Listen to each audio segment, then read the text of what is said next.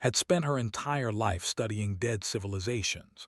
She had walked through the ruins of empires that had ruled the galaxy long before her people, had learned to build their first cities. She had translated languages that no one had spoken for 1,000,000 years. She had touched stones that held the memories of species now turned to dust. But nothing had prepared her for what she found in the deep caves of Prime.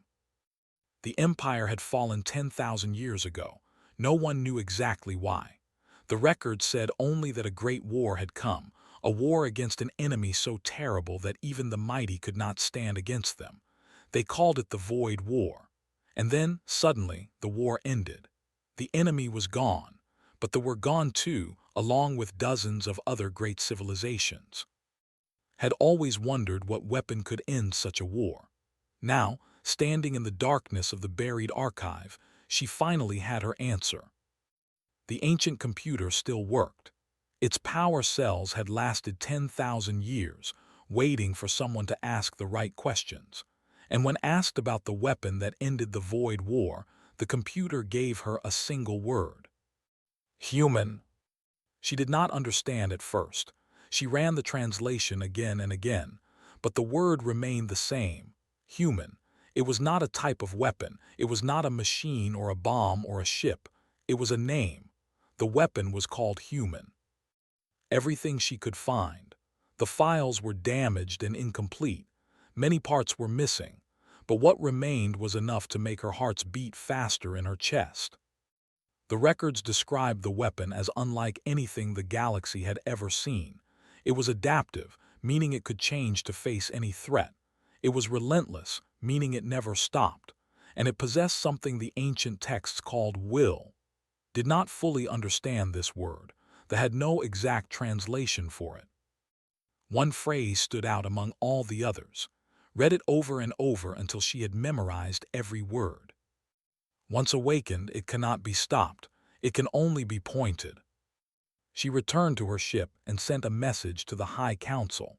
Within hours, she was speaking to the most powerful leaders of her civilization. The council chamber appeared before her as a hologram. 12 elders sat in a circle, their silver skin glowing softly in the artificial light. Their large eyes watched her with a mixture of hope and fear. Understood their fear. The swarm had been attacking space for 50 years. They were a species of hive-minded creatures that consumed everything in their path. Planets, ships, people. Nothing stopped them. Nothing slowed them down. They were losing the war, slowly but surely. So when told them about the weapon that had ended the Void War, they listened very carefully. "You are certain?" asked Elder Bora, the head of the council. Her voice was calm but could see the desperation in her eyes. "I am certain that the records exist," replied. "I am certain that they believed this weapon saved them from destruction. Whether it can save us, I do not know." The council argued for hours. Some said it was foolish to chase ancient legends. Others said they had no choice. They would reach the within 20 years. If there was any chance, any hope at all, they had to take it. In the end, the council voted to send an expedition. Captain was chosen to lead the mission. He was a veteran explorer with gray streaks in his silver hair and scars on his face from 100 different worlds. He had survived things that would have killed most. He was calm, careful, and very hard to frighten. Joined the crew as the lead researcher. If they found the weapon, she would need to understand it. Came aboard as the weapons analyst. She was young and brilliant, with sharp eyes that missed nothing. Her job was to identify the weapon and figure out how to use it. Was the communications officer. He was quiet and thoughtful, skilled at languages and codes. He would translate any signals they encountered. And Sara was the medical officer and biologist. She would study any life forms they found along the way. The ship was called the Pale Dawn. It was fast and strong, built for long journeys into unknown space. Before they departed, spent 3 days decrypting more files from the archive. Most were too damaged to read, but he found a few more pieces of information about the weapon called human. The ancient texts said the weapon was created from something that already existed. They did not build it. They found it. They took something that was already dangerous and made it more dangerous. They gave it tools and pointed it at their enemies. The texts also said that the weapon thought for itself. It made its own decisions. It could not be fully controlled, only guided. This worried greatly. A weapon that thinks for itself is not really a weapon, she said during their first crew meeting. It is a soldier, or worse, it is a monster. We will not know until we find it, replied. Captain stood at the front of the room, his arms folded across his chest. He had been quiet during the entire discussion. Now he spoke for the first time. I have fought many enemies, he said slowly. I have seen weapons that could burn worlds, but I have never heard of a weapon that scared the. They were the most powerful civilization in galactic history. Whatever this human is, it frightened them enough to hide it away forever. He paused and looked at each crew member in turn. We are going to find something that the ancients feared. Remember that, and be ready for anything. The pale dawn left space the next morning. As the stars stretched into lines around them, sat alone in her quarters and read the ancient words one more time. Once awakened, it cannot be stopped. It can only be pointed. She wondered what kind of thing could earn such a description. She wondered if they were making a terrible mistake. But they were coming and they were dying, and hope was the only thing they had left. So they flew into the darkness, searching for a weapon that had been forgotten for 10,000 years. The journey took them through parts of the galaxy that no had ever seen. The ancient star maps were difficult to follow. Many of the stars had moved over 10,000 years. Some had died completely, leaving nothing but cold darkness where great suns had once burned. But was skilled at his work.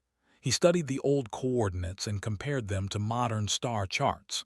Slowly, carefully, he traced a path through the void. The first system they visited had once been home to a great civilization. The records called them the. They had built cities that floated in the clouds of gas giants.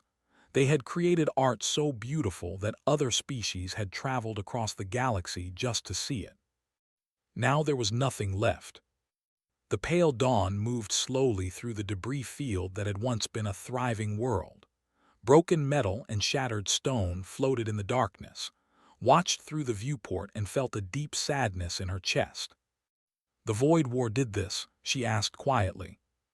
According to the records, yes, replied. They were one of the first to fall. They fought for 300 years before the end came. Sara ran scans on some of the debris. When the results came back, she looked confused. This is strange, she said. I cannot find any signs of orbital bombardment, no radiation from nuclear weapons, no energy weapon burns. These structures were not destroyed from space. Then how? Asked. Sara shook her head slowly. They were destroyed from the ground. Whatever attacked them came down to the surface and tore everything apart piece by piece. The crew was silent for a long moment. They had all assumed the Void War had been fought with massive ships and powerful weapons. The idea that something had landed on these worlds and destroyed them by hand was far more frightening. They moved on to the next system. This one had been home to a species of aquatic beings who lived in vast underwater cities. The planet still had water, but when Sara scanned the oceans, she found nothing alive, not even bacteria. The entire world was sterile. Something killed every living thing on this planet, Sara whispered. Down to the smallest organism. I have never seen anything like this. Studied the data with growing unease. She was an expert in weapons. She had studied every type of destructive technology known to but nothing she knew could explain what she was seeing. Every weapon leaves a signature, she said. Energy weapons leave heat marks. Chemical weapons leave residue. Biological weapons leave traces in the genetic code of their victims. But this leaves nothing, just death and silence. Captain ordered them to move on. His face was calm, but could see the tension in his shoulders.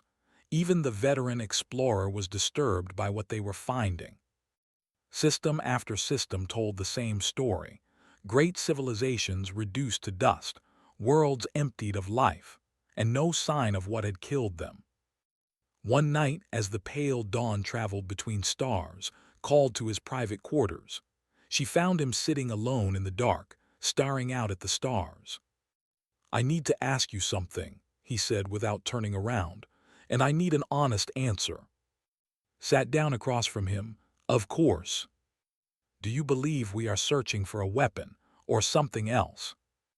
Thought carefully before answering.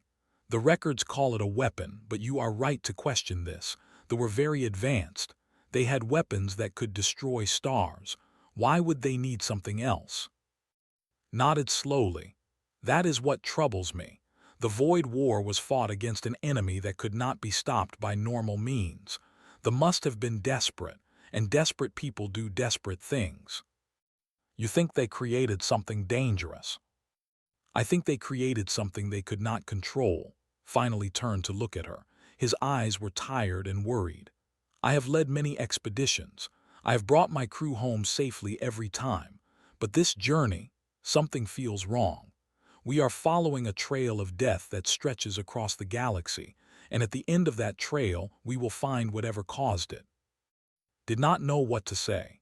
She had been so focused on the excitement of the discovery that she had not fully considered the danger. Now, sitting in the darkness with the weight of dead worlds pressing down on them, she understood the captain's fear. "We could turn back," she said quietly.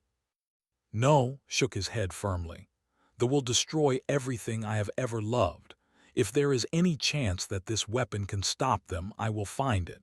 But I want my crew to understand what we might be facing." The next morning, gathered everyone in the main room and spoke honestly about his concerns. He did not order anyone to stay. He gave them the choice to leave at the next supply station. No one left. Said she needed to understand what kind of weapon could do such things. Sora said she wanted to solve the mystery of the dead worlds. Said he had already come too far to turn back now, and said she had to know the truth, no matter what. Looked at his crew with something like pride in his eyes. "Then we continue together." 3 more weeks passed. The trail led them further and further from known space, into regions where no ship had ever traveled. The stars here were different, older. The darkness between them seemed deeper somehow.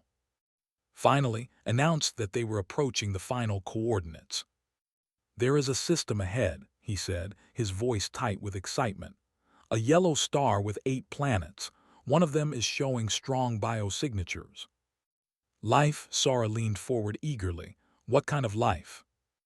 Worked at his console for several minutes. When he looked up, his expression was strange. "I am detecting radio signals, primitive electromagnetic waves. Someone is broadcasting." The crew exchanged glances. They had expected to find ruins or a weapons facility. They had not expected to find someone still alive. Checked the ancient records one final time. The coordinates matched perfectly. This small, distant system was the last place the weapon called human had ever been used. "Take us in slowly," ordered, "and be ready for anything." The pale dawn glided toward the yellow star and its family of planets. Ahead of them, a small blue and green world turned slowly in the light of its sun. Somewhere down there, the weapon was waiting. After 10,000 years, it was finally going to be found. The planet was beautiful. Had seen many worlds in her years of exploration. She had walked on planets of ice and fire, on worlds covered entirely by water, on moons where the ground was made of crystal. But she had never seen anything quite like this. Vast oceans of deep blue covered most of the surface. Green lands rose from the water, covered with forests and grasslands. White clouds drifted slowly across the sky. Mountains touched the heavens and rivers cut silver paths through valleys. And everywhere there was life. Sora was almost crying as she read the scan results. "Millions of species," she whispered. maybe billions, plants, animals, insects, fish. This world is teeming with life. It is incredible. Was less impressed. She was focused on the technology readings. I am not detecting any advanced weapons systems, no energy shields, no orbital defenses. The most complex machines I can find are simple combustion engines and basic electrical systems.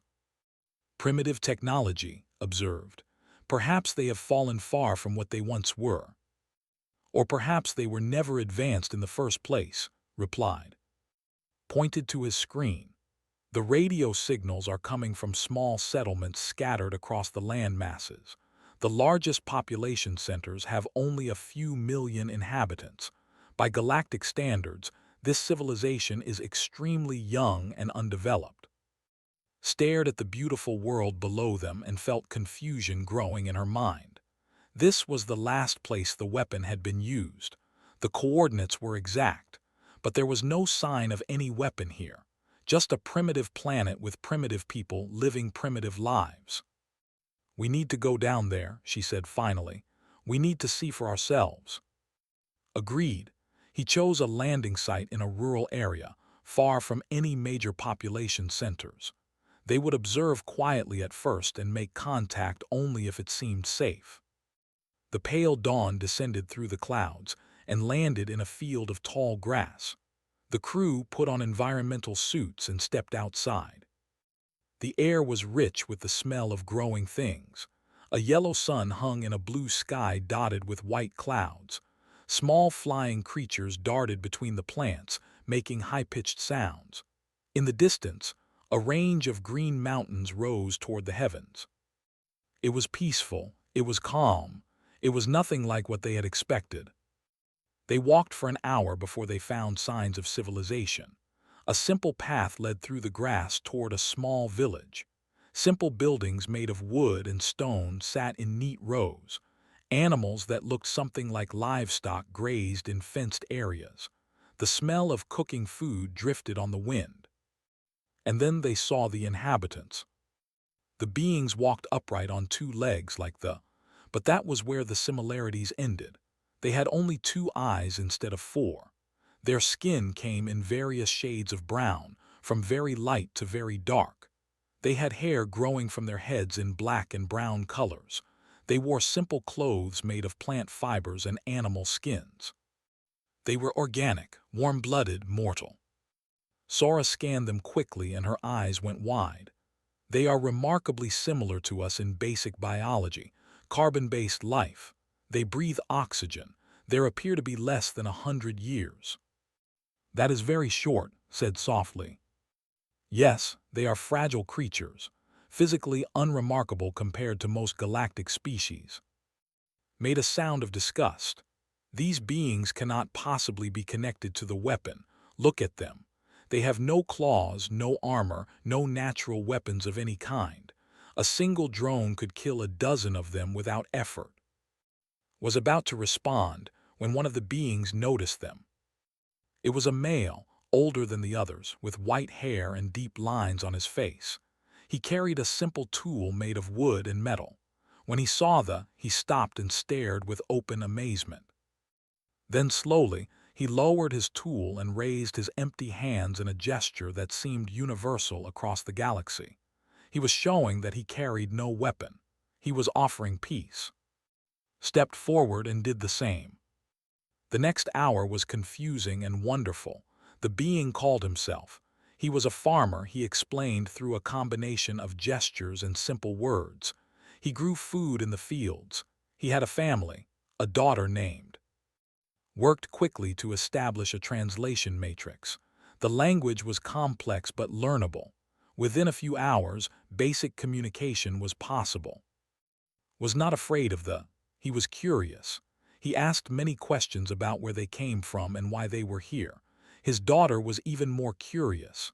She touched their environmental suits with wonder in her eyes. She laughed when Sora showed her a holographic image of a world. The village elder came to meet them. His name was. He was very old, with a face like cracked leather and eyes that had seen many years. He welcomed them to his village and offered them food and shelter. That night, as they sat around a fire eating simple but delicious food, finally asked the question that burned in her mind. "Your people," she said carefully, "what do you call yourselves?" Smiled, "We are human." They looked at each other. The word was the same, exactly the same as the ancient records. Leaned forward, "Human, is that also the name of a weapon, a machine, something your ancestors built long ago?" Looked confused. "A weapon? No, human is what we are. We are humans. This is our world, our home." "But surely you have weapons," pressed. "Powerful weapons, ancient technology from your ancestors." "We have tools," offered. "Knives for cutting, bows for hunting, nothing powerful." Sat back with frustration on her face. This is impossible. The records were clear. The weapon was here. It should still be here. But was watching. The old man's smile had faded. Something dark had passed across his eyes when mentioned weapons, something that looked almost like memory. "Elder," said gently, "do your people remember anything about the stars, about traveling between worlds?" Was silent for a long moment. When he spoke, his voice was quiet and strange. "There are old stories, very old. They say our ancestors came from far away. They came here to hide, to forget." He paused and looked into the fire. "They say we were running from something terrible, or perhaps we were the terrible thing." Laughed and tugged at her father's arm. "Grandfather tells scary stories," she said, "but they are just stories." Did not laugh. He looked at with those ancient eyes, and she saw something there that made her hearts beat faster. He knew something, he remembered something. And whatever it was, it frightened him deeply. The next morning, asked if he would show them more. She explained that they had come a very long way searching for something important. She told him about the ancient records and the weapon that had ended a great war. She did not tell him about the danger facing not yet. Listened without speaking. When she finished, he sat in silence for a long time. The other humans went about their morning work, tending animals and preparing food. Life in the village continued as if nothing had changed. Finally stood up. He was old and moved slowly, but there was strength in him still. "Come with me," he said. "There is something you should see." He led them away from the village, up a winding path into the mountains. Came with them carrying supplies for the journey. Wanted to come too, but her father told her to stay behind. For once, she did not argue. Perhaps she sensed the seriousness of the moment. They walked for most of the day. The path grew steeper and more difficult. Complained about the primitive nature of the journey. Told her to be quiet. As the sun began to set, they reached a hidden valley high in the mountains. At the far end stood a massive door built into the rock face. It was made of metal that still shined after countless years. Strange symbols were carved into its surface. Examined the symbols and gasped. "These are not human. This door was built by the ancient empire." Nodded slowly. "The ancestors called this the place of memory. We were forbidden to enter. But the stories say that one day strangers would come from the stars, and when they came, the door would open." He pressed his hand against a panel beside the door. For a moment, nothing happened. Then, with a deep rumbling sound, the great metal door began to move. Dust and stone fell from above as mechanisms that had been sleeping for 10,000 years woke up once more. Behind the door was a long corridor lit by lights that still worked. They followed inside, their hearts beating fast with anticipation. The corridor led to a vast underground chamber, and inside that chamber was the truth. There were machines everywhere. Ancient computers lined the walls. Holographic displays flickered to life as they entered, and in the center of the room stood a massive archive containing the history that humans had forgotten. Approached the central console with trembling hands. She touched it, and the system activated. Images began to play in the air above them. Images of the past. Images of what humanity had once been. They watched in stunned silence. 10,000 years ago, the Empire had discovered a small blue world on the edge of the galaxy. It was a violent place. The inhabitants fought constantly among themselves. They killed each other over land, over resources, over ideas. They had survived ice ages that should have destroyed them. They had fought predators larger and stronger than themselves. They had endured plagues that killed millions, and each time they came back stronger. They had never seen anything like them. Most species in the galaxy evolved toward peace. When they developed technology, they stopped fighting. War became a thing of the past. But these creatures on the small blue world never stopped. They kept fighting. They kept surviving. They kept getting stronger. They called them humans. When the Void War began, the Empire tried everything to stop the enemy. They built massive fleets. They created weapons that could destroy stars. Nothing worked. The enemy kept coming. World after world fell. They faced extinction. In desperation, they turned to the violent little species on the edge of the galaxy. They lifted the humans up. They gave them starships and advanced weapons. They taught them how to travel between the stars. And then they pointed them at the enemy. Watch the archive footage with wide eyes. She saw human soldiers fighting in ways that should have been impossible. They charged positions that had defeated every other species. They refused to retreat even when all hope was lost. When their weapons ran out, they fought with their hands. When they were wounded, they kept fighting. When they were dying, they used their last breath to kill one more enemy. Sora studied the biological data and finally understood. Humans had evolved on a death world. Every day of their existence had been a struggle for survival. Their bodies could heal from terrible injuries. Their minds could adapt to any situation. They formed bonds with each other that made them fight harder, not weaker. And they possessed something that they had no word for. Humans called it many things: courage, will, determination, spite. It was the ability to keep going when logic said to stop. It was the refusal to accept defeat even when defeat was certain. It was the choice to fight one more time, always one more time, until either the enemy was dead or they were. They won the Void War, but the cost was terrible. The humans had become too good at destruction. They could not be stopped or controlled. Even after the enemy was defeated, they kept fighting. They turned on each other. They turned on their allies. They were a fire that could not be put out. The surviving empires made a terrible decision. They could not destroy the humans. They had tried, and the humans had fought back and won. So instead, they exiled them. They took the humans to a distant world on the edge of the galaxy. They erased their memories of space travel and technology. They left them there to forget. And for 10,000 years, the humans had lived in peace. They built villages instead of empires. They farmed instead of conquered. The violent fire that had burned inside them grew quiet. But it never went out. Turn to look at. The old man was watching the archive with tears running down his face. He understood now. He understood what his ancestors had been, what he still was deep inside. "You are the weapon," she said quietly. "Not something you built, not something you own, you yourselves. Humans are the weapon." Nodded slowly. "The old stories were true. We were monsters once, monsters that ate the stars." "You saved the galaxy," said. "Without you, everything would have been destroyed." "And then we became the threat," wiped his eyes. "Perhaps it is better that we forgot. Perhaps it is better to be farmers than warriors." Thought about the swarm. She thought about her dying civilization.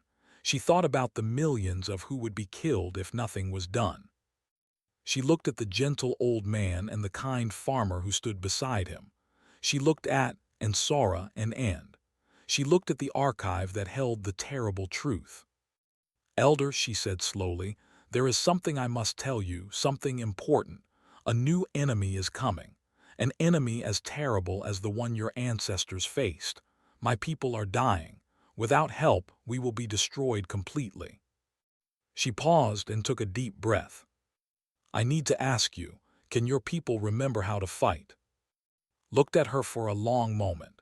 Then he looked at the images still playing in the air. Images of human soldiers charging into battle. Images of a species that would not surrender, would not break, would never stop. "I do not know," he said finally. "I do not know if we can become that again, and I do not know if we should." Outside, the sun had set. Darkness covered the mountains, and somewhere in the vast reaches of space, the swarm was getting closer. Time was running out. They came 3 days later. Detected them first. His face went pale as he read the sensor data.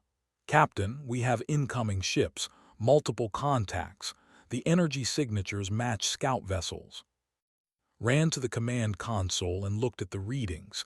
His jaw tightened. "How did they find us? We are on the far edge of the galaxy." "They must have followed our trail," said grimly. "They have been tracking us since we left space." There was no time for discussion. Ordered an immediate launch. The pale dawn rose from the ground and shot toward the sky, but they were faster than they had expected. Energy weapons lit up the darkness.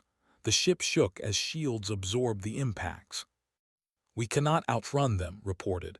"Engine damage, we are losing power." "Take us down," ordered. "Land near the village, we will make our stand there."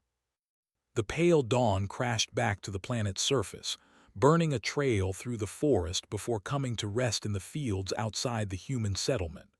The crew stumbled out, weapons drawn, as landing craft descended from the sky. The humans came running from their village, was at the front with close behind him, followed more slowly, leaning on a walking stick. They had heard the explosions. They had seen the fires in the sky. They did not understand what was happening, but they came anyway. "Get back," shouted at them. "Get your people to safety, the enemy is coming." But there was nowhere to run. Soldiers were already pouring out of the landing craft. They were terrible to look at. Bodies covered in black armor, multiple limbs ending in sharp claws, compound eyes that showed no mercy or emotion. They moved as one, a swarm of death with a single mind.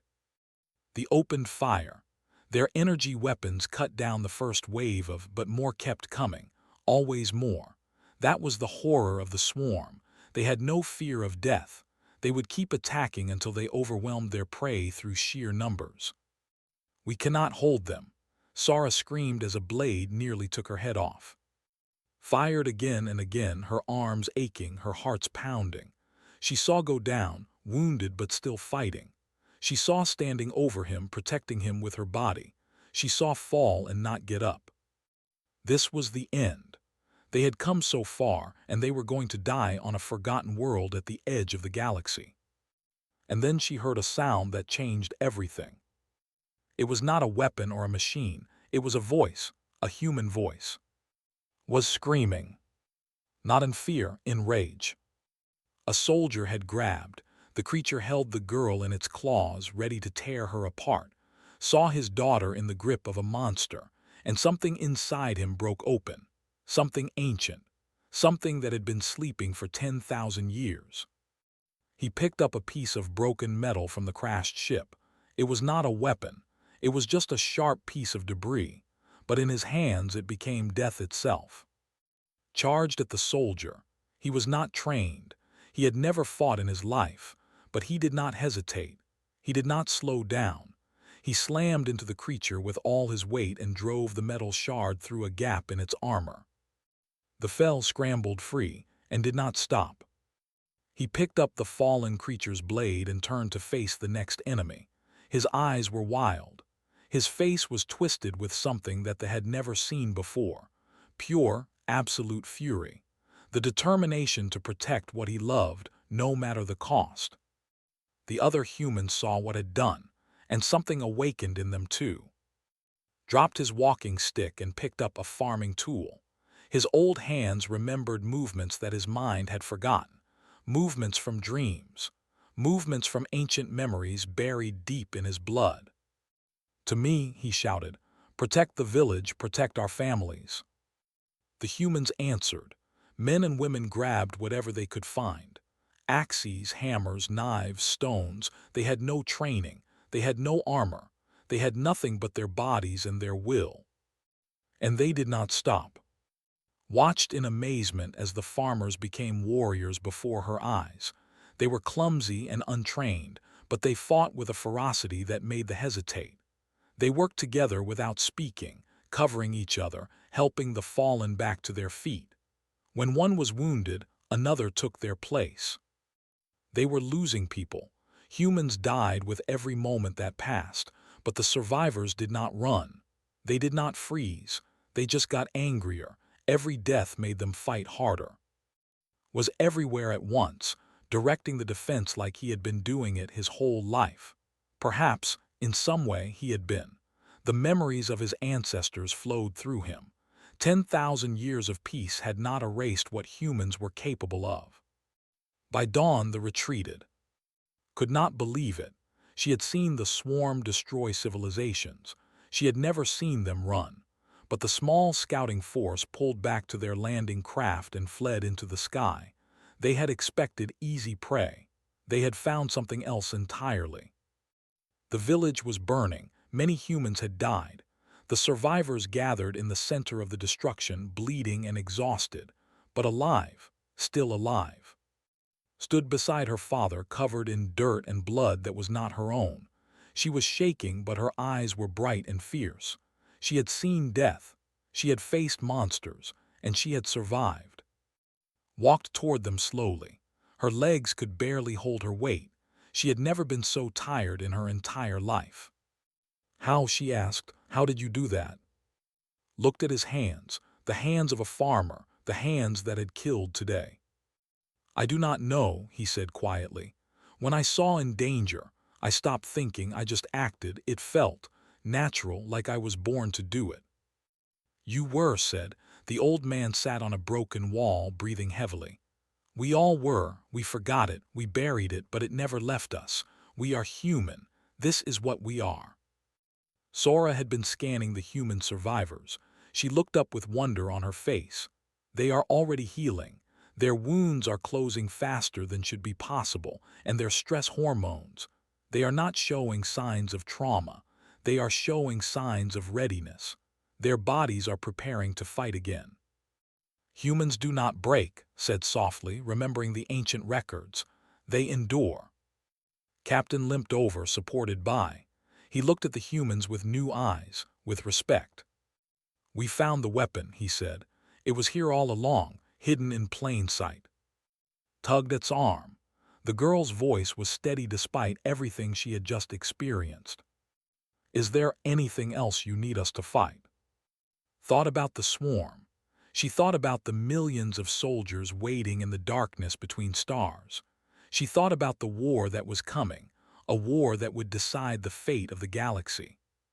She looked at the burning village. She looked at the humans standing among the ruins. They were hurt. They were grieving. But they were not defeated. They would never be defeated. They would fight until the last one fell, and probably beyond even that. The ancient had been right to fear them, but they had also been right to trust them. Yes, said finally, there is much more to fight. Will you help us? Stepped forward. He stood taller than before, despite his age. The farmer was gone. In his place stood something older, something that had once made empires tremble. Tell us about this enemy, he said. Tell us everything, and then show us where to find them. Put his arm around and nodded. We will need better weapons, ships, training. We can provide all of that, said. Smiled. It was not a gentle smile. Good, then let us begin. The pale dawn lifted off 3 days later, carrying a message back to the High Council. The ancient weapon existed. It could not be controlled or commanded. It could only be befriended. And if they wanted to survive, they would have to do something no civilization had done in 10,000 years. They would have to ask humanity for help. Back on the quiet blue world, stood in his burned fields and looked up at the stars. He had spent his whole life never thinking about what lay beyond the sky. Now he knew. There were monsters out there, empires, wars. And his people had been born to face them. Somewhere out there, an ancient enemy was waiting. They had forgotten about humanity. They thought the galaxy was safe. They were wrong. Humanity was awake, and this time they were going to remember everything.